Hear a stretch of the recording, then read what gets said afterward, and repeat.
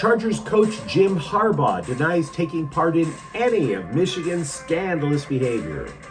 Freddie Freeman returns to the Dodgers, and we learn it's okay for grown men to cry. Kinda. Maybe? And USC lands its third offensive lineman for the class of 2025. Good morning. I'm James. This is your daily dose of sports and snark for the greatest sports city in the world, Los Angeles. This is the faithful Angelenos morning report. And so it is August 6, 2024. Slight upgrade over yesterday's clip, wouldn't you say? Minimal. That's all right. We also added a new subscriber to the Angeleno Familia. Thank you for getting in on the ground floor. And if you like being in the know about LA sports, quickly clack the like button. Quickly clack the subscribe button. There's a notification bell. Hit that. It'll let you know when we drop new content. Sharing is caring. Let people know it exists, and by all means comment. Now, before we go through the news and notes, a look at the scoreboard. Dodgers 5, Philadelphia 3. Teoscar Hernandez hits a 2-run home run. Shohei Ohtani also hit one out. The Dodgers lead the NL West by 5. In other words, let's not panic, right? Just saying. Meanwhile, today, Philadelphia is at the Dodgers again at 7. Clayton Kershaw is 0-1 with a 5.87 ERA. Christopher Sanchez, 7-7 with a 3.36 ERA. Angel City FC is playing Gotham FC at 2 in Kansas City? What? It's the semifinals of the Liga MX Girl Power Tournament or something. But let's get to the news. Chargers coach Jim Harbaugh told the Scribes yesterday he was unaware of violations at his prior job at Michigan. Recruiting no-nos, sign stealing, nope. Hands totally clean, nothing to do with it. Even though Michigan was accused of everything short of banging on a trash can in Game 7 of the World Series. The NCAA also accused the school of not cooperating with investigators. Why? This program could face sanctions. This program could even be as close to the death penalty, and Jim Harbaugh could not care less. Nope, for real. The dude, let's just be honest with ourselves. Of course he's going to deny everything. Even though the chances of him ever facing any punishment are slim to none, even if Michigan is guilty of everything. Jim Harbaugh could have been the mastermind to the whole damn thing, and it's not going to matter a whit, so he may as well just continue the farce, lie through his teeth, and laugh his ass off while he walks away. And you know something? Why not? Right? Why not? He was suspended. Look, I'm not saying I know the dude was lying, but the dude clearly knew the hammer was coming down on the program. He was suspended from coaching a few games last year. Then after the end of the season, he lifts the trophy. The Chargers offer him a lifeline. Trust me, if this story about Jim Harbaugh were true, and I believe it to be true, if this were like a Warner Brothers cartoon, you would hear a crashing sound, look over, and there is a Jim Harbaugh-shaped cutout in the wall. Either way, do me a favor. Don't drink while I read you this quote from Harbaugh because you'll spit it out all over your streaming device. He told the Scribes, quote, "Yeah, I do have a comment. Never lie, never cheat. Never steal. I was raised with that lesson. I have raised my family on that lesson. I have preached that lesson to the teams I have coached. No one is perfect. If you stumble, you apologize and you make it right. Today, I do not apologize. I have not participated and was not aware nor complicit in those said allegations. So for me, it's back to work and attacking with an enthusiasm unknown to mankind," unquote. This rings about as solid as Hulk Hogan back in the 80s telling all of us kids to eat our vitamins, say our prayers, and you can be a real American. and then finding out about a decade later it wasn't vitamins, it was roids. Look, I want to be clear here. I do. In my opinion, he got over, and no matter what happens to Michigan, he is going to be revered throughout the Wolverines program. Why? I am a USC fan. USC was held just one stutter step shy of the death penalty. And the Trojans fans, like me, would take Pete Carroll back in a heartbeat with Reggie Bush as the offensive coordinator. So let's be real about this. Let's be real about this. And by the way, former Michigan coaches Jesse Minter and Steve Clinkscale were also accused of violations. But they work for the Chargers now.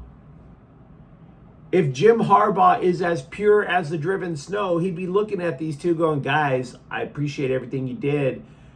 I don't know if this is a good idea of taking this act out west. Somebody's guilty. It's not me. Maybe it's one of you. I just don't know yet. But he didn't say any of that stuff. He brought them out west with him. They all work for the Chargers. They don't have to worry about anything with the NCAA, so they all pretty much don't give a damn either. Now look, if you are a Chargers fan and you are still excited, I totally get it. I really do. I have walked the streets of Houston wearing a Dodgers jersey and holding up a sign with a giant orange asterisk. Seriously, I totally did that back in 2020. I was there for the Royal Rumble and I wanted to troll Houston. Astro fans did not like it. They said there was no problem. They don't care about cheating. So if they don't care about cheating, Michigan fans don't care about cheating. So what I will tell the Chargers fans is just prepare yourself about 4 or 5 years down the road when all of a sudden the Chargers may be in the crosshairs of something that Harbaugh may or may not have done. Maybe. Meanwhile, offensive coordinator Greg Roman is not facing an NCAA investigation, which is nice because he has bigger fish to fry. And that fish looks a lot like Easton Stick.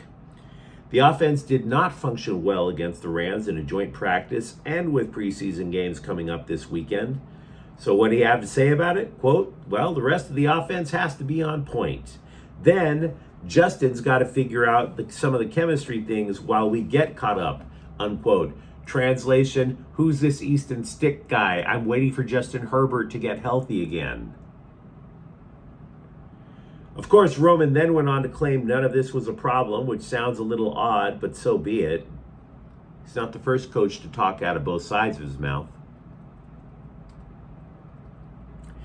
Freddie Freeman returned to the Dodgers on Monday after spending the last 10 days away from the team. He and his family, as you probably know, he was with his family while they fretted over the health of his 3-year-old son, Maximus. Freddie Freeman described the recovery of his son, who was paralyzed briefly with a neurological disorder, as, quote, miraculous. Seeing one of your kids with a ventilator fighting, it was hard, unquote. Then he returned to the locker room, and all of his teammates were wearing matching blue Max Strong t-shirts. He also shared with the scribes how his son was given such a badass name. Quote, Chelsea came up with Maximus. I was like, that's a strong name. I said I didn't know it was going to be proven true within 4 years of his life, unquote. He did play last night. The Dodgers win. When he was introduced, there was a standing ovation that lasted about 45 seconds. Extremely emotional, and even I have to admit, somewhere within that little chunk of coal that I call a heart, it moved. So I get it. I do. As the Dodgers welcome back key players from the injured list, and believe me, that roster is about to look dramatically different, they knew that tough decisions would have to be made. I'm assuming Cavan Biggio was not one of them. The son of Hall of Famer Craig Biggio was designated for assignment Monday because he hit 192 since the Dodgers acquired him from Toronto. And look, I get it. It might seem a little mean in the sense that he had to fill in for Freeman while the Dodgers needed somebody at first base. He hit 192. Now, he can elect to be a free agent if he goes unclaimed on waivers or go to AAA Oklahoma City. Either way, everybody gets to move on. Mookie Betts, meanwhile, is not too far off from a return. The Dodgers targeted August 12th in Milwaukee. Max Muncy will take live batting practice next week. There would need to be a rehab assignment, of course, but Muncy is clearly the third baseman. We have no idea who plays short. So the Dodgers infield, one player at a time, gets rebuilt.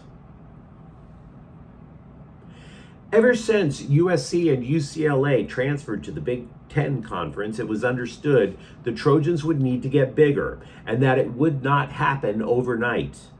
Hopefully, the following is a big piece to the puzzle. Four-star offensive tackle Carday Smith of Alabama has flipped his commitment from Auburn to USC. He is the 18th commitment to the class of 2025 for the Trojans, the third offensive lineman. He's 6'5", 285. Now, he currently plays right tackle in high school, but I have read reports that suggest he could shift inside to play guard. And if that's true, he and fellow 2025 recruit Willie Washer at center could theoretically form a big chunk of the interior line. Over at UCLA, Deshaun Foster said the future for defensive lineman Gary Smith and running back Deshaun Murrell are TBA. Quote, that's going to be up in the air, unquote. Both are injured. Murrell had knee surgery. Smith is somewhat important. He's a fifth-year senior. You would imagine him being valuable, considering how many linemen the Bruins lost since last season. Wide receiver Rico Flores, who transferred from Notre Dame, told the LA Daily News how much he's enjoying life now that he's out of Indiana, which I thought would be self-evident. He is stuck by his decision to come to UCLA, even though it was originally a commitment to Chip Kelly, who obviously left in February. Quote, it's just a better situation for me, I feel like. And as of right now, it seems like it paid off. I made the right decision. I prayed on it very hard, so I'm here at UCLA, and I'm proud to be a Bruin, unquote. Now, Ethan Garbers loves having this guy around. They call him explosive. They say he has great hands and great range. But you let me know what you think in the comments thread. Are you okay with everything that they are claiming that Jim Harbaugh's people, if not Jim Harbaugh, did over at Michigan? Did you, in fact, shed tears over Freddie Freeman's return? And if you enjoyed the content, don't forget to subscribe to Faithful Angelenos. We are talking LA sports every single day here. Thank you for watching. I'm James. We'll be back tomorrow. Faithful Angelenos is a Kian Cortel Queso production. Take care.